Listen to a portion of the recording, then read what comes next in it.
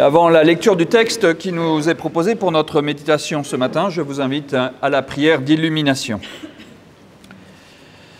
Éternel notre Dieu, ce matin nous nous ouvrons à ton esprit, afin que l'Écriture devienne pour nous maintenant source de vie, et que cette vie mette dans nos cœurs des idées, puis dans nos bouches des paroles qui donnent de la force et de la lumière. Alors rends-nous attentifs à ce qui est juste et bon en chacun. Ouvre-nous à une espérance féconde. Fais-nous toujours espérer une nouvelle étape de création. Que ta joie, que ta parole soit ce matin notre force. Amen. J'ai retenu pour ce matin, dans les lectures du jour qui nous sont proposées, dans l'Évangile de Jean au chapitre 1, les versets 35 à 42. Le lendemain, Jean était de nouveau là avec 2 de ses disciples. Il regarda Jésus qui passait et dit « Voici l'agneau de Dieu ». Les 2 disciples entendirent ces paroles et suivirent Jésus. Jésus se retourna, vit qu'ils le suivaient et leur dit « Que cherchez-vous » Ils lui dirent « Rabbi », ce qui se traduit « Maître », où demeures-tu ? Et il leur dit « Venez et vous verrez ». Ils vinrent et virent où il demeurait. Ils demeurèrent auprès de lui ce jour-là. C'était environ la 10e heure. André, frère de Simon-Pierre, était l'un des 2 qui avait entendu Jean et qui avait suivi Jésus. Il trouve d'abord son propre frère, Simon, et il lui dit « Nous avons trouvé le Messie, ce qui se traduit le Christ ». Il le conduisit vers Jésus. Jésus le regarda et dit « Toi, tu es Simon, fils de Jean, eh bien tu seras appelé Céphas, ce qui se traduit Pierre. Ta parole est une lampe à mes pieds, une lumière sur notre sentier. Amen. »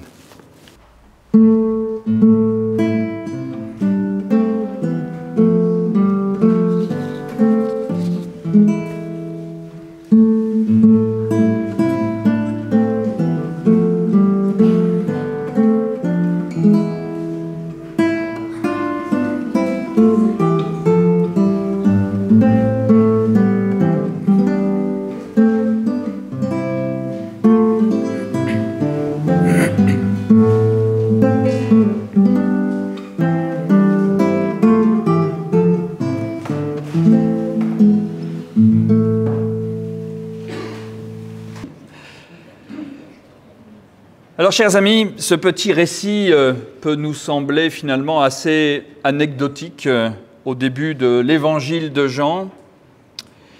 Et pourtant, en y regardant de plus près, il ne l'est pas tant que ça. On peut effectivement se dire qu'il sert simplement de transition ou de passation de pouvoir. Jean arrive avec 2 disciples et c'est Jésus qui repart avec les 2. Et ils partent, semble-t-il, là où Jésus demeure.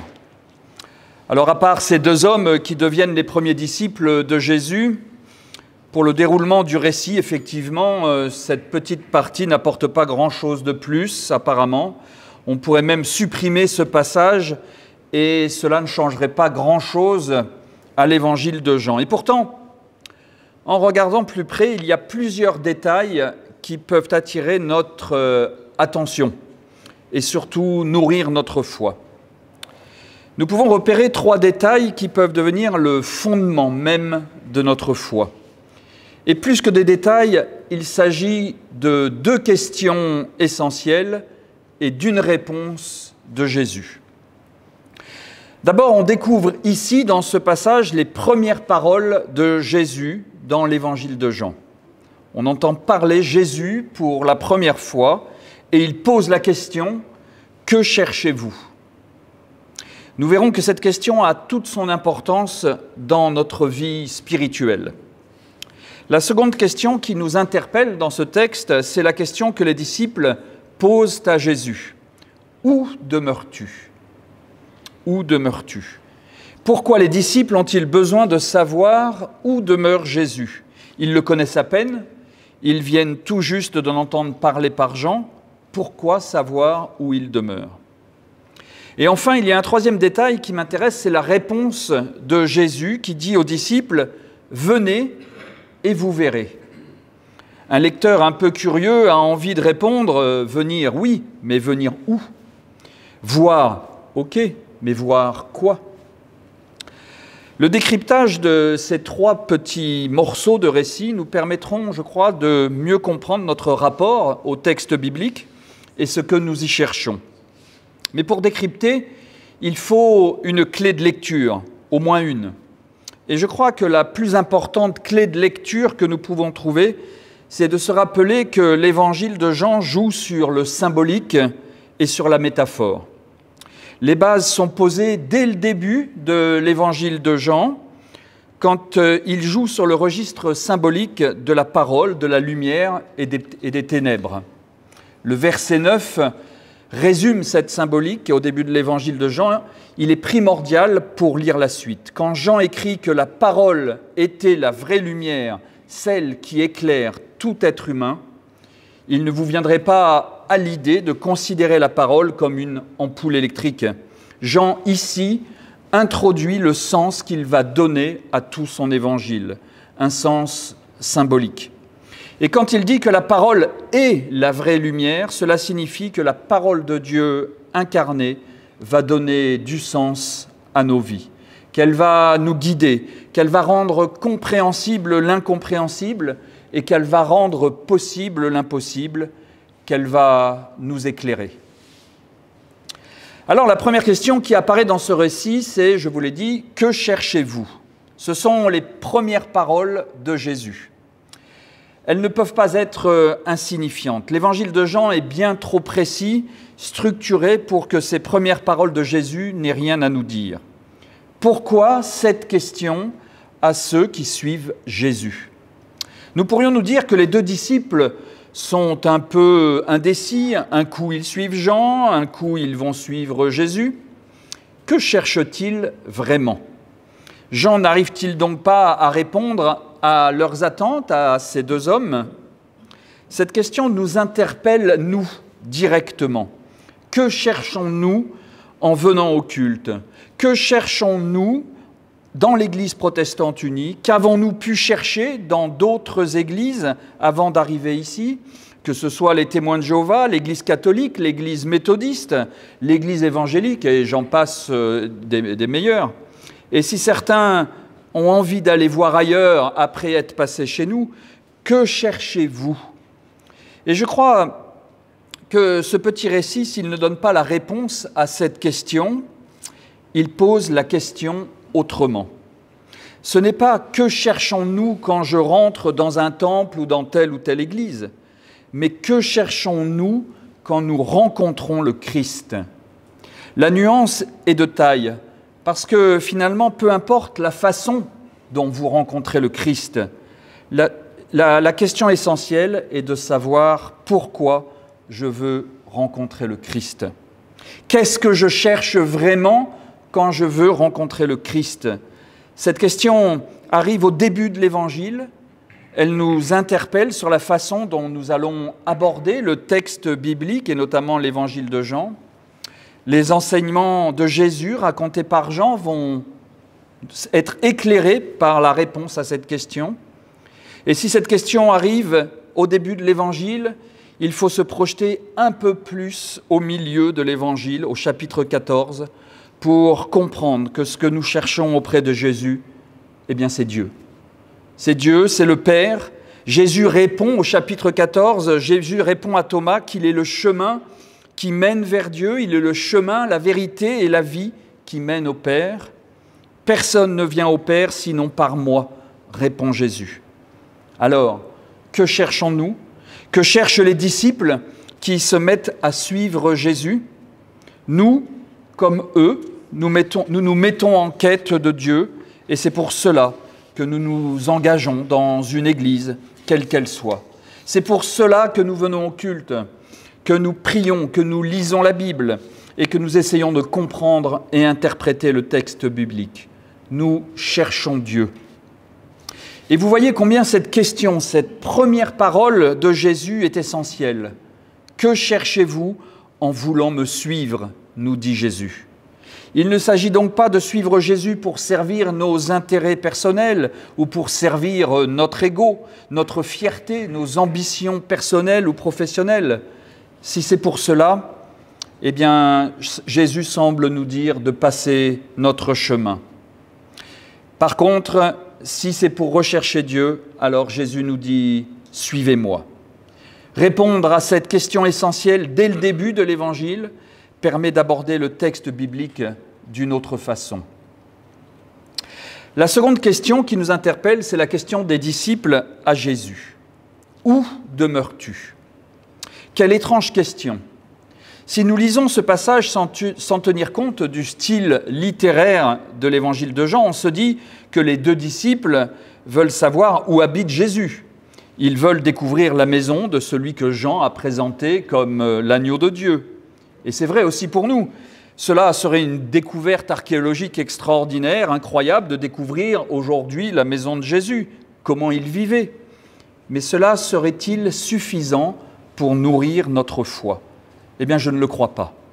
À part nourrir notre curiosité intellectuelle, cela ne nous aiderait pas à dire qui est Jésus pour nous, qui est ce Christ ressuscité qui nous fait vivre encore aujourd'hui. Et là encore, il faut se souvenir de la très forte symbolique du texte de Jean. Le verbe « demeurer » ne signifie pas ici « habiter », mais peut signifier passer du temps à faire quelque chose ou rester dans la durée. Quelque chose qui demeure éternellement, par exemple. Et pour s'en persuader, il suffit d'aller voir ailleurs dans l'Évangile de Jean comment ce verbe « demeurer » est utilisé. Par exemple, Jésus affirme « Le Père qui demeure en moi fait ses œuvres » en Jean 14. Il dit ensuite aux disciples en Jean 15 « que vous demeuriez en moi ». Et en Jean 15 encore, il continue « demeurez dans mon amour ». Et enfin, dans la première épître de Jean, « Qui fait la volonté de Dieu demeure éternellement ». Vous entendez donc ici que quand Jésus parle de demeurer, il s'agit de bien autre chose que d'habiter au sens physique ou géographique. Ce n'est pas l'adresse postale de Jésus qui intéresse les disciples. Oui, ça peut être habiter, bien sûr, être habité de quelque chose qui vous habite au plus profond de votre être, quelque chose qui demeure en vous, qui vous remplit de quelque chose.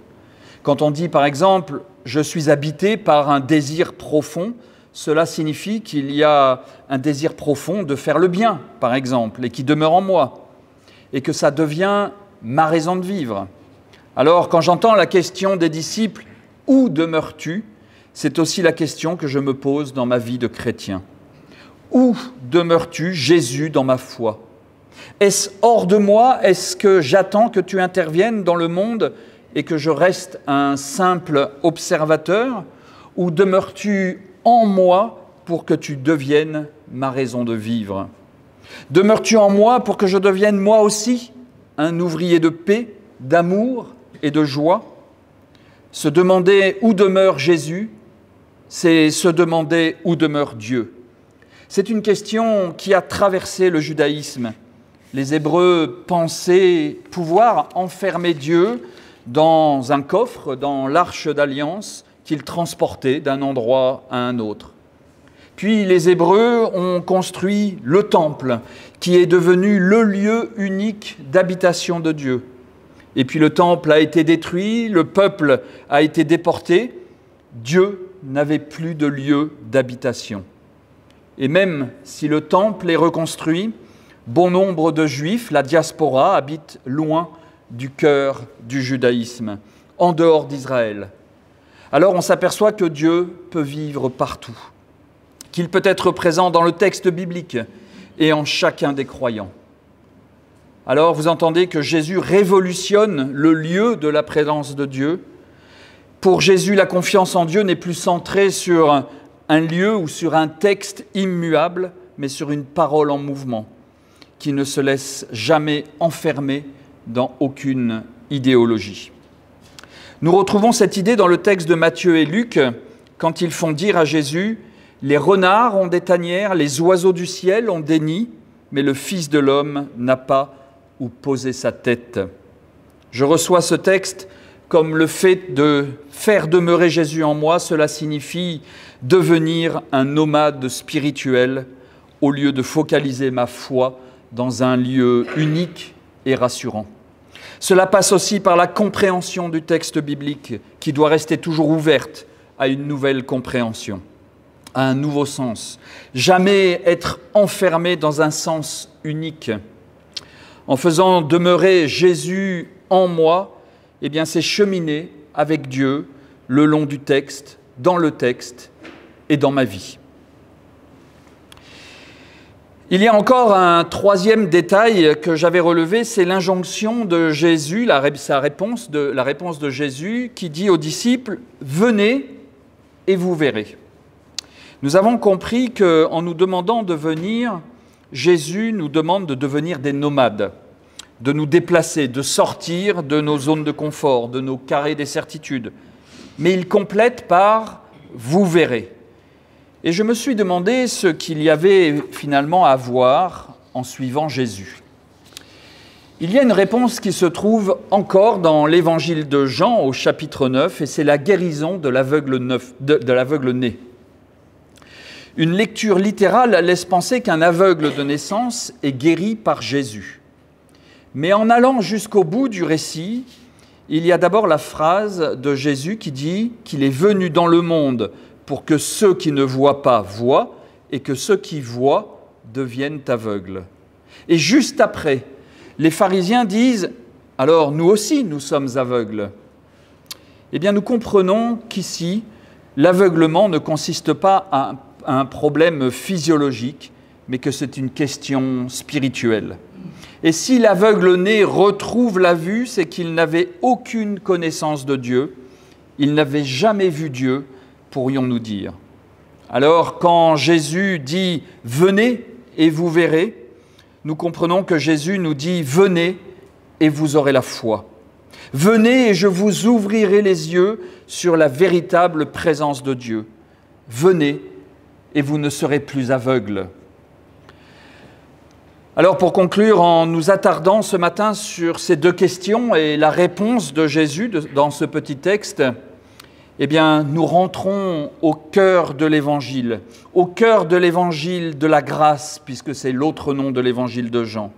Et nous allons à la rencontre du Christ. Nous pouvons cheminer avec ce Jésus qui demeure en nous et qui nous permet de découvrir dans notre cheminement de chrétien ce qui peut demeurer en nous éternellement.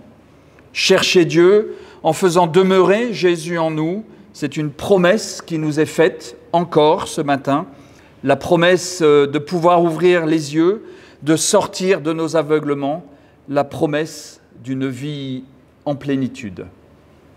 Amen.